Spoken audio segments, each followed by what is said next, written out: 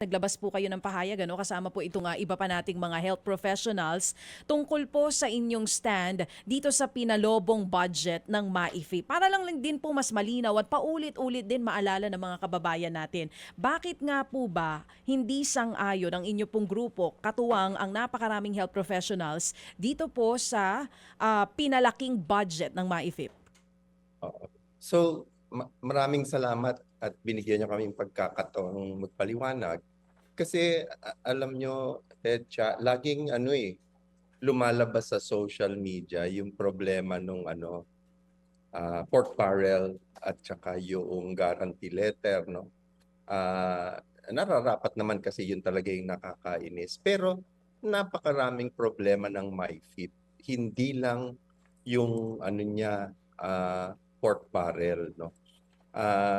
Pwede ko bang isa-isahin? Hindi ko alam kung Of ilang course, minuto sir. tayo. Pwedeng-pwede. Ah, We have all that time. oh, Importante po itong issue na ito. Mhm. Meron hong 6 na dahilan na ayaw naming health worker societies ng MAIP. Yung una nga, yung tinatawag na political influence, yung EPAL, no? Nakakagalit naman talaga yun eh kasi ah, kailangan mo ng guarantee letter kadalasan, no? Tapos nagagalit nga si Senate President Soto na hindi ho ito pork barrel, hindi na kailangan ng MAIP. Pero wag nating kalimutan na meron pa rin niyang impluwensya. Kasi discretionary fund yan, may isang taong magde-decide dyan. Kung hindi yung director, baka yung social worker or yung caregiver, may influence, susceptible siya to influence ng ating mga politiko. Alam nyo, sa kasalukuyan, hindi naman talaga siya required eh. So kung sasabihin mong hindi na siya required, hindi naman talaga siya required. Wala naman sa batas yan, wala naman sa GAA na required siya. Talagang sinisingitan lang yan ng ating mga legislators. So, ewan ko kung kaya talaga nilang ipagbawal yan. Bawal bang sumulat ang isang congressman na, "Oy, dear director, tulungan nyo naman ang pasyenteng ito." So, hindi mo naman mapagbawal yun, di ba? So, sa tingin namin, hindi kayang matanggal yung political influence.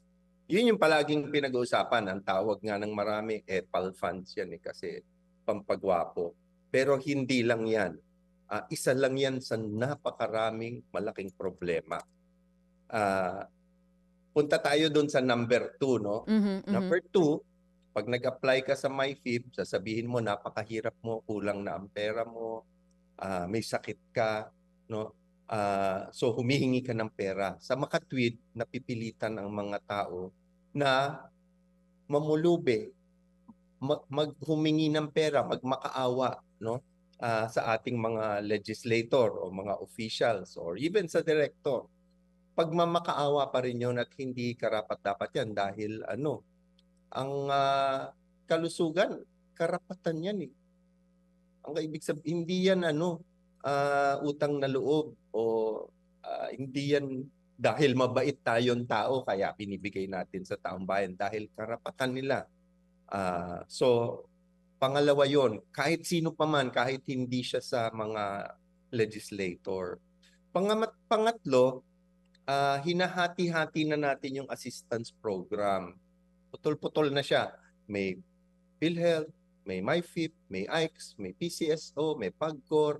Bawat isa niyan, hiwalay ang pila, hiwalay ang requirements, hiwalay ang opisina.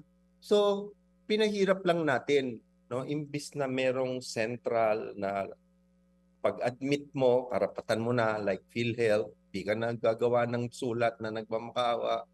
Ang dami-dami mong susulatan. Tuloy, meron ng ibang tao, 3 ang kanilang ayudang nakakuha sa iba-ibang agency. Pang-apat, duplikasyon lang naman yung MyFit. Meron ng PhilHealth eh. At sigurado, klaro, yung pondo ng MyFit nang galing yan sa PhilHealth.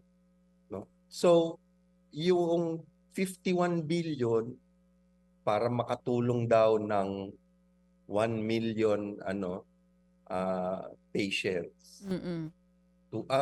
Kinuha mo yan doon sa insurance ng 24 million Filipinos. Mhm. hindi naman dapat yon kasi itong 24 million Filipinos na to, hindi nila kayang magbayad ng insurance. So wala sila ng basic healthcare. So dapat ibigay yan sa kanila. Panglima, ang MyFIP walang mga patakaran at regulasyon, walang accountability. Unlike PhilHealth, alam natin sino ang dapat bigyan, may mga patakaran. Magkano dapat para sa sakit na ito, no? Anong covered na services, hindi lahat pwedeng bayaran. Kung magic yung gamot, hindi pwedeng bayaran yon ng PhilHealth. So, ano siya, regulated, transparent. Itong MyFIP, hindi, walang accountability, walang rules. Hindi mo nga mahanap, sino bang mga nabigyan? At magkano ba ang nakuha nila? At bakit? Sino ang nag-decide? No, alam ba nung nagbigay ng MyFIP na binigyan din ito sa PCSO at nabigyan din sa AICS? Hindi eh. Nawala na yung kumbaga kotse, ang daming may hawak ng manibela. At huli, pero importante rin, pag pinaghati-hati mo yung tagabayad, magbabayad ang AICS, magbabayad ang MyFIP, magbabayad ang PhilHealth, nawawala yung ating poder na tumawad, no? Sabihin natin na ako lang ang tagabayad nito, malaking poder 'yon. So pwede kang magtumawad, no? Sabi masyadong mahal yung serbisyo mo, pupunta na lang ako rito sa kabilang butika. Nawawala yan kasi sasabihin ng mga butika, ayaw ng PhilHealth, dito na lang ako sa AICS o dito na lang ako sa MyFIP dahil napakayaman din naman dito, may 51 billion, di na ako dyan sa PhilHealth. So nawala yun. So economically, tataas lahat ng presyo, hindi lang para sa mahihirap, kundi para sa lahat ng Pilipino. So napakarami hong problema yung 6 na yun, no? At sana pakinggan bawat isa, hindi lang yung nababasa nila sa Facebook. Kasi lahat yan nakasaad po sa aming sulat sa ating mga congressmen and senators. Mga kapatid, brothers and sisters, saan ka pa? Dito na tayo sa totoo. Dito na tayo sa True FM. Mga kapatid, mag-subscribe and follow po kayo sa social media accounts ng True Network PH. Yan po kami. Hanapin nyo lang True Network PH, Facebook, Instagram, YouTube, TikTok, and podcast.